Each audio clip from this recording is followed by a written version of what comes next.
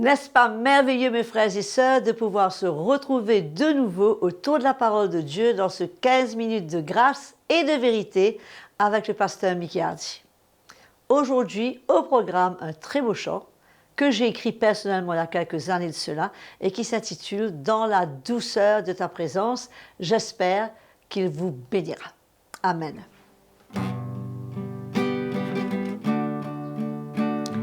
Dans la douceur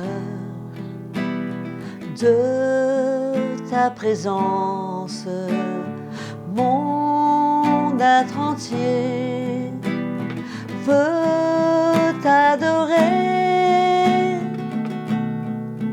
Brise-moi, ô Seigneur, attendris mon cœur, que ma vie puisse te glorifier,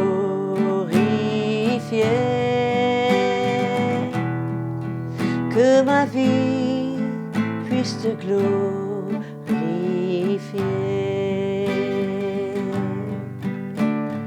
Dans la douceur de ta présence, mon être entier veut t'adorer. Brise-moi, ô Seigneur, attendris mon cœur, que ma vie puisse te glorifier,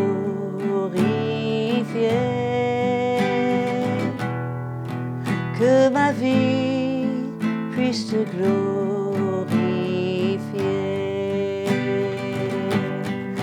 Brise-moi, ô Seigneur, attendris mon cœur, que ma vie puisse te glorifier, que ma vie puisse te glorifier.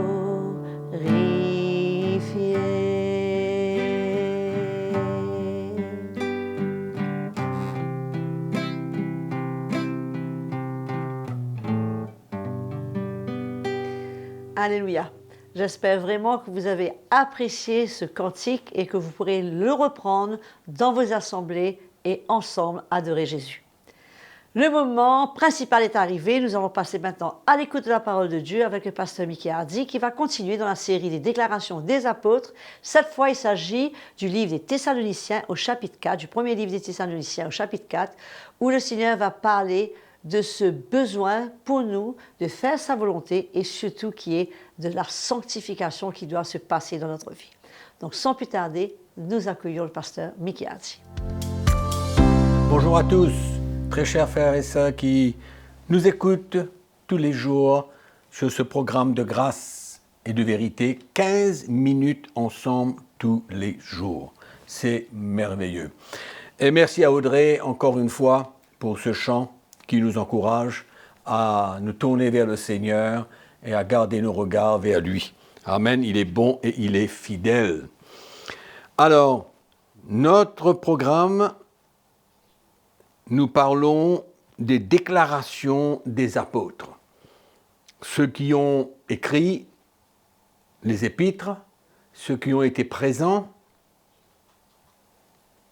avec Jésus, et même l'apôtre Paul, qui n'a pas été présent quand Jésus était sur terre, mais qui a expérimenté cette rencontre avec Jésus sur la route de Damas, et que le Seigneur lui a révélé tellement de belles choses, des trésors, des mystères, et qui sont devenus aujourd'hui clairs pour nous qui vivons sous cette nouvelle alliance.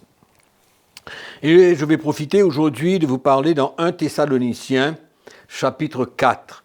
1 Thessaloniciens chapitre 4, les versets 3 et 4.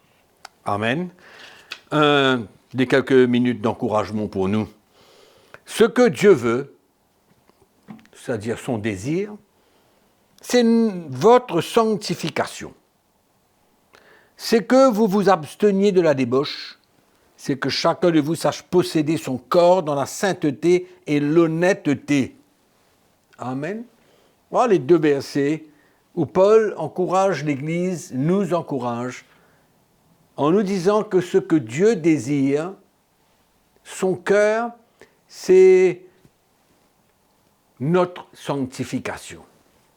Sanctification doit être aujourd'hui bien comprise. Ce n'est pas la même chose que la justification. La justification, c'est ce miracle de Dieu à travers la nouvelle naissance qui nous a justifiés, qui nous a rendus justes en l'acceptant comme Sauveur et Seigneur par la foi. Mais par contre, la sanctification, c'est un travail permanent. C'est une continuation de l'œuvre de Dieu dans nos cœurs. Parce que quand nous venons à Christ, ce n'est pas un miracle où tout est changé, où nous devenons parfaits, où la perfection est notre partage, mais non. Non, c'est pas comme ça du tout. Et c'est pourquoi nous ne pouvons pas nous attendre à ce que chaque chrétien qui naît de nouveau marche dans la perfection. C'est une marche de la foi, c'est un combat entre l'esprit et la chair, comme l'apôtre Paul lui-même nous parle dans le livre des Galates au chapitre 5. Il dit qu'il y a ce combat entre l'esprit et la chair. C'est l'obéissance à l'esprit de Dieu comparé à la chair qui veut nous diriger et nous conduire. Donc, cette sanctification que l'apôtre Paul parle, c'est le plan de Dieu. Même Jésus a dit à ses disciples, « Soyez saints comme votre Père céleste est saint ». C'est cette marche dans la piété, c'est cette marche où nous progressons, où les choses qui nous ont gardés captifs, nous sommes libérés de plus en plus. C'est une marche de progrès. Amen. C'est pourquoi nous ne pouvons pas pointer le doigt sur nos frères et nos sœurs, sur personne, parce que la vie chrétienne, c'est une marche de progrès. Je dis toujours, nous sommes à l'école. Quand l'Esprit de Dieu nous parle, quand l'Esprit de Dieu nous conduit, quand l'Esprit de Dieu nous convainc au travers de la prédication de la parole de Dieu, c'est alors que nous nous soumettons, nous sommes brisés, c'est alors que nous nous repentons et c'est alors que nous continuons en recevant le pardon de notre Seigneur Jésus-Christ. Donc cette sanctification, elle est nécessaire. On ne peut pas vivre notre chrétienté sans vouloir progresser spirituellement. En fait, la sanctification, c'est la maturité spirituelle. Ce n'est pas simplement la connaissance, non. Non, c'est une marche de progrès. Là où nous étions captifs, là où nous tombions, mais au fur et à mesure que nous offrons notre vie, comme Paul dit, offrez votre corps comme un sacrifice vivant, que nous offrons notre vie au Seigneur et que nous sommes prêts à prendre notre croix. Cette croix, elle revient toujours parce que c'est le moyen pour nous de finir avec le péché. Quand nous prenons notre croix et que nous suivons Christ, c'est le moyen pour nous de finir avec le péché. Vous verrez cela dans l'épître de Pierre, que nous n'allons pas en parler maintenant. Mais cette marche de sanctification, elle est nécessaire si nous voulons plaire à Dieu. Nous ne pouvons pas rester des enfants spirituels quand nous venons à Christ. Nous rentrons dans le royaume de Dieu avec beaucoup de faiblesses, de manquements, avec beaucoup de situations dans nos vies qui n'ont pas encore été réglées. Et que nous avons besoin de prendre la victoire là-dessus. Et en finir avec certaines choses au fur et à mesure que nous progressons, au fur et à mesure que nous donnons notre vie à Christ. C'est une expérience avec le Seigneur.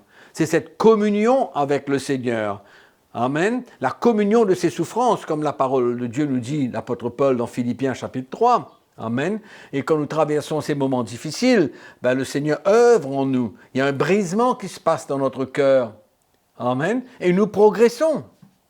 Et nous marchons de plus en plus, comme il est écrit, de progrès en progrès.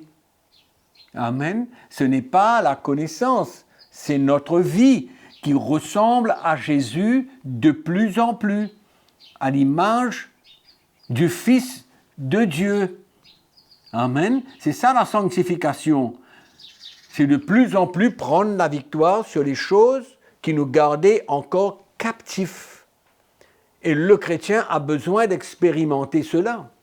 Parce que c'est le plan de Dieu, c'est la volonté de Dieu. C'est ce que le Seigneur désire. Il désire cela. Paul dit ce que Dieu veut.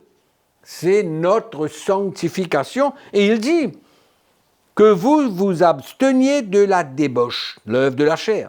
C'est que chacun de vous sache posséder son corps dans la sainteté et l'honnêteté, sans vous livrer à une convoitise passionnée. La convoitise de la chair, c'est comme ça que les païens vivent. Amen. C'est pourquoi le Seigneur nous demande de prendre notre croix, de mourir au désir de la chair, comme Paul dit dans Colossiens chapitre 3 au verset 5. Faites mourir en vous. Amen. Tout ce qui est de la chair. C'est ça la marche de la sanctification. Et ce que le Seigneur désire, et c'est ce que le Seigneur veut pour chacun d'entre nous. Nous ne pouvons pas rester comme des enfants spirituels toute notre vie. Nous avons besoin de grandir, de marcher dans la victoire. Autrement, qu'est-ce qui se passe? On aura toujours des conflits.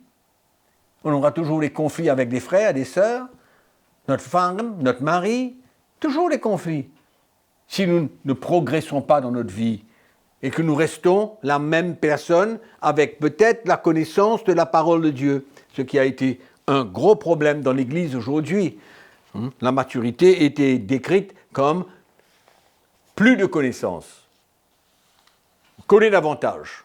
On connaît la parole de Dieu. On apprend la Bible. C'est bien de connaître la Bible. Il faut chercher la parole de Dieu. Mais la sanctification, c'est une œuvre intérieure. C'est ce qui se passe à l'intérieur de nous-mêmes. Ce n'est pas quelque chose d'extérieur. C'est notre cœur qui change. C'est l'œuvre du Saint-Esprit dans notre cœur à chaque fois que nous faisons face au plaisir, au désir, aux passions de la chair, mais que nous le mettons à mort et que nous remportons la victoire et que la grâce de Dieu nous aide et nous soutient dans ces moments. Et alors, qu'est-ce qui se passe? Nous remportons la victoire. Et nous devenons de plus en plus comme le Fils de Dieu, à l'image de Jésus-Christ. C'est cette marche de progrès. Et je crois que le chrétien ne doit pas se satisfaire d'être comme il est aujourd'hui. Et c'est ça le danger. Et c'est ça ce qui se passe dans beaucoup d'églises aujourd'hui. Quand le chrétien, il est satisfait de ce qu'il est, mais non, il y a une marche de sanctification. Ce que Dieu veut, c'est notre sanctification. Et Paul explique cela, non seulement dans cette épître aux Thessaloniciens, mais il explique dans toutes ses épîtres. Il parle de cette expérience, de cette relation avec le Seigneur, d'être libéré de plus en plus des choses qui nous gardaient captifs, qu'on n'arrivait pas à vraiment être libérés, à être changés. Mais le Seigneur nous change, si nous le permettons, si nous ouvrons nos cœurs, si nous sommes prêts à nous humilier, si nous sommes prêts à nous laisser faire, à laisser le Seigneur nous briser, à être prêts à mourir, à perdre notre vie, alors nous expérimenterons ce que Dieu veut, c'est-à-dire la sanctification. Amen. Ce n'est pas une option. Et surtout dans ces derniers temps, nous avons besoin d'être établis, de grandir, d'être forts dans le Seigneur. Pas avec notre force, mais force dans le Seigneur. C'est pourquoi je veux vous encourager de rendre grâce à Dieu et de savoir qu'il veut et qu'il peut vous changer, nous changer tous. Amen. Nous donner la victoire. Là où il y avait la défaite dans notre chair, où les passions prenaient le dessus, mais quand nous offrons notre vie en sacrifice et que nous mettons notre vie sur l'autel et que nous perdons notre vie, nous verrons que nous progresserons et que nous nous perfectionnerons et que le Seigneur nous perfectionnera comme Paul dit dans son épître. C'est lui qui va nous perfectionner. C'est le Seigneur lui-même qui nous perfectionnera. Il dit, après que vous aurez souffert un peu de temps, vous perfectionnera lui-même, vous affermira, vous fortifiera, vous rendra inébranlable. C'est le Dieu de toute grâce C'est lui qui nous a appelés en Jésus-Christ. Et c'est lui qui fera l'œuvre, qui va commencer une œuvre et qui va l'accomplir. Amen. C'est ça la sanctification, une œuvre intérieure, l'œuvre du Saint-Esprit à l'intérieur de nous. Amen. Pour que nous devenions de plus en plus comme le Seigneur. Alléluia. Sur ce, je vous encourage à prendre votre croix et de suivre le Seigneur. Je vous encourage à suivre Jésus selon sa parole. Que le Seigneur vous bénisse richement, spirituellement, et qu'il vous donne les désirs de votre cœur. Amen. Que sa grâce soit avec vous. On vous retrouve à la prochaine session. Comme nous avons entendu, ce que le Seigneur veut, c'est pas notre argent, c'est pas nos richesses, c'est pas nos talents. Ce qu'il veut, c'est notre sanctification. Ce qui veut dire qu'il veut que nous ne restions pas des enfants spirituels, des bébés qui sont au lait, mais qu'on puisse grandir, non seulement dans la connaissance de Jésus, dans la connaissance de l'Écriture, mais surtout expérimenter des victoires dans notre vie personnelle, sur des domaines qui nous gardent captifs, ils nous ont gardés captifs pendant des années, et aussi sur notre chair, bien sûr. Et comme le chant disait tout à l'heure que nous avons entendu, que nos vies puissent glorifier Jésus. Mes frères et sœurs, je vous encourage, partagez ce message. Il peut bénir tellement de gens, ceux que vous connaissez, ceux que vous côtoyez, ils ont eux aussi droit à la vérité et de ressentir le cœur de Jésus. Continuez à nous écrire, continuez à nous partager vos luttes, vos victoires, vos questions sur l'adresse qui est affichée sur votre écran et surtout n'oubliez pas de liker et de partager ce message. Je vous donne rendez-vous pour le prochain épisode, toujours avec le pasteur Mickey Hardy. Et jusque-là, n'oubliez pas que vous êtes spécial aux yeux du Seigneur et que le Seigneur a un regard tout spécial sur chacun de vous.